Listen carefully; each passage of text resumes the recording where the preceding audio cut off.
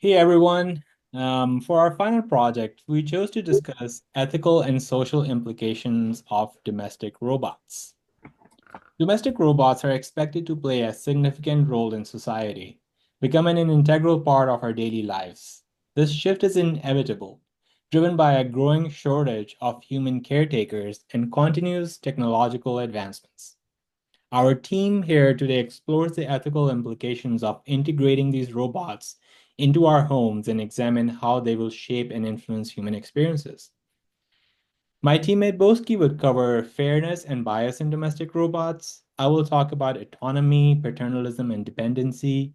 And Kay would cover transparency, explainability, safety, and reliability in domestic robots. To start off, I want to share a quote from Mark Raybert, of CEO of Boston Dynamics. Mark said, every technology you can imagine has multiple ways of using it. If there's a scary part, it's just that people are scary.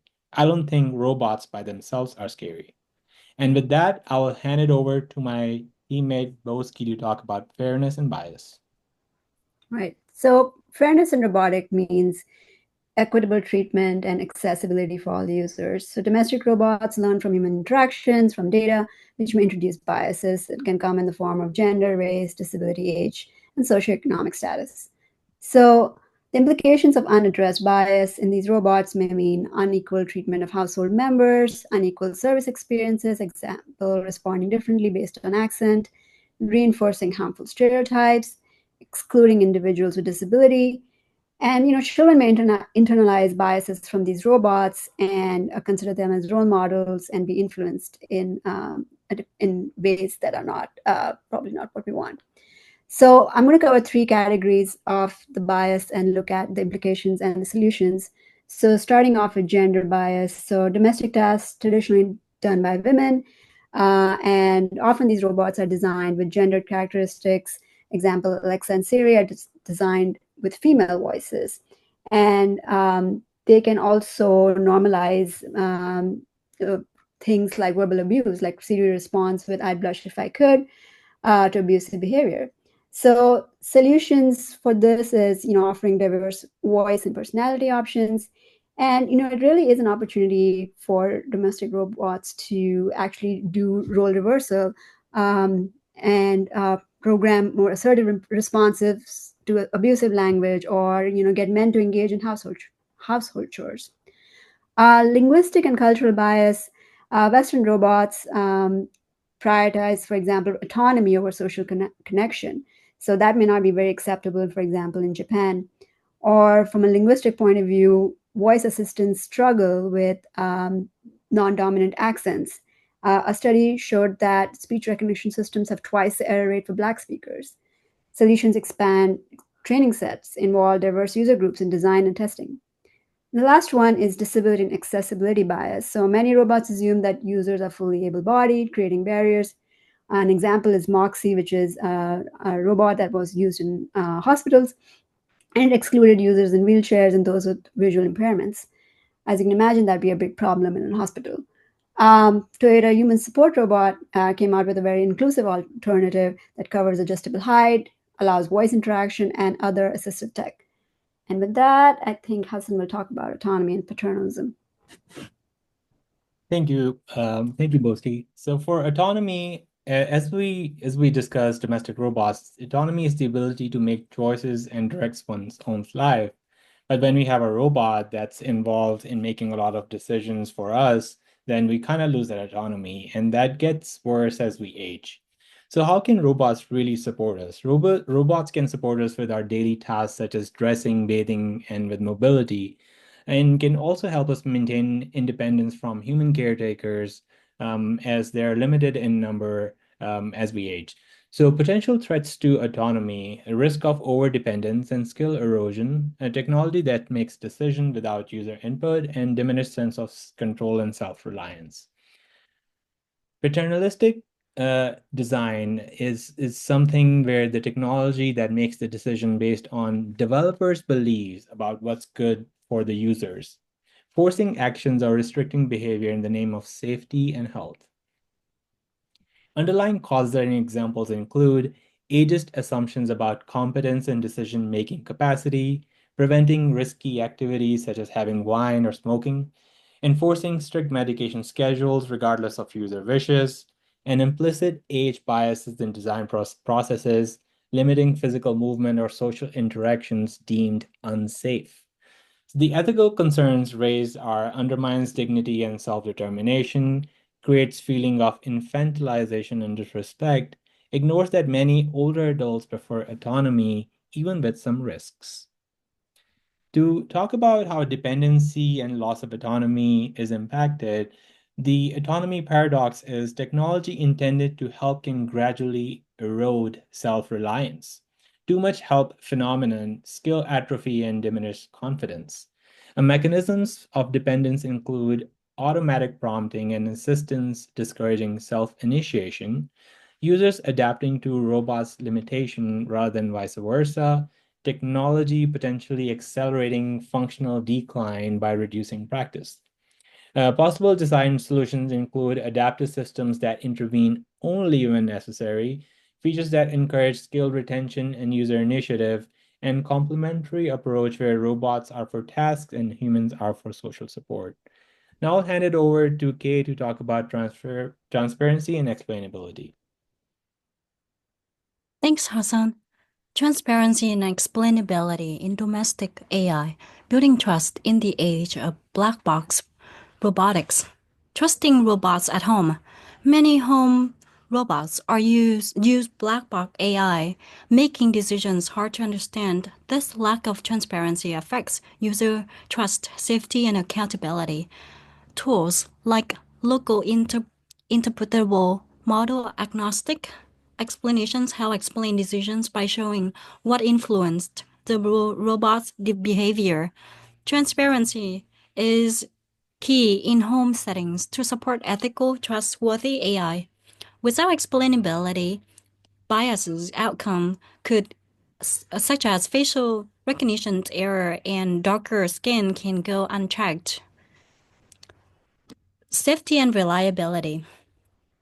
Protecting vulnerable users through the ethical design, domestic robots must be safe, reliable, respectful of personal boundaries, especially when interacting with children, older adults, and individuals with disabilities. Poorly designed biased AI system can lead to harmful misjudgments, such as ignoring distress signals, misrecognizing users, which raise both safety and ethical concerns.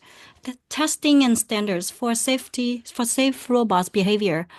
Robust safety certifications and testing under real-world and failure conditions are essential. These processes help ensure robots can operate securely in unpredictable environments and align with international safety standards like ISO 10218 and ISO TS 15066. Ethical design should include diverse user testing, clear alerts, error handling, and built-in fail-safes. Safety features like collisions avoidance, low force interaction, and compliant physical structures are crucial for minimizing harm in everyday use. Next. So we talked about consequences for intended stakeholders throughout this presentation. Here we talk about unintended stakeholders and impacts. So unintended stakeholders are visiting family and friends who may feel their privacy is impacted, or robots can feel intrusive. Children may develop bonds and be influenced by robots' behaviors, and their bystanders like delivery workers and handyman who may interact with the robot, and design for those need to be considered as well.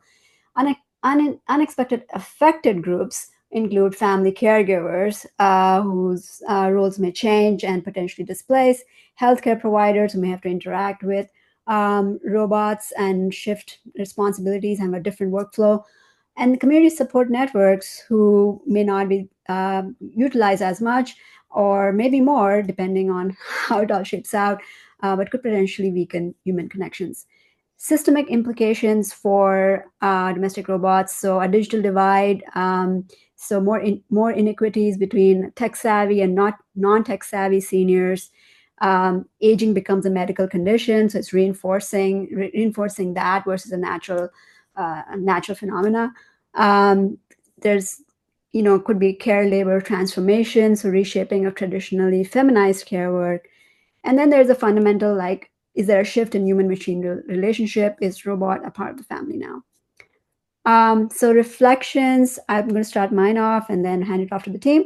So for me, domestic robots, great potential to help seniors and people with disability. That really stands out. It's a double-edged sword. They allow for social interaction, more social interaction. They can help support that, but they can also reduce human interaction. So they allow us to be more independent, but we can become dependent on them and not try harder. Growing up without robots, I would find robots intrusive. I don't know if I could trust them like a family member. I wouldn't know who they're truly loyal to, me or the company that built them. And in general, there's a lot of push to make robots human-like. I feel like human beings were meant to connect with human beings, and we should focus making robots more task specific. Right. Thank you both. Yeah, I agree with the task specific. One of my biggest fears would be how robots tend to understand our patterns and behaviors and try to manipulate as a result. Robots might conceal intentions, acting secretly against human interests. We have seen that with the reasoning models, where the reasoning models are not always given us the information that they are thinking through. So transparency and explainability becomes a bigger issue in robotic behavior. On the flip side, it's great that our household chores currently, it taking care of the household chores and taking care of all the tasks that can be done without me having to worry about it would be a huge benefit. But also shifting or offshoring all of my work to a robot could make my skills less important, or I could have a sense of a psychological impact where I don't feel as important. So there are some implications there, but I think there could be a good balance between the two, where the robot, like you said, focuses just on the task or the chores, and when it comes to social interactions and when it comes to other things, we make those decisions. So we have to find a balance between how do we integrate domestic robots into our daily lives where they do not encroach on every aspect of our lives. Handing over to Kay for her reflection.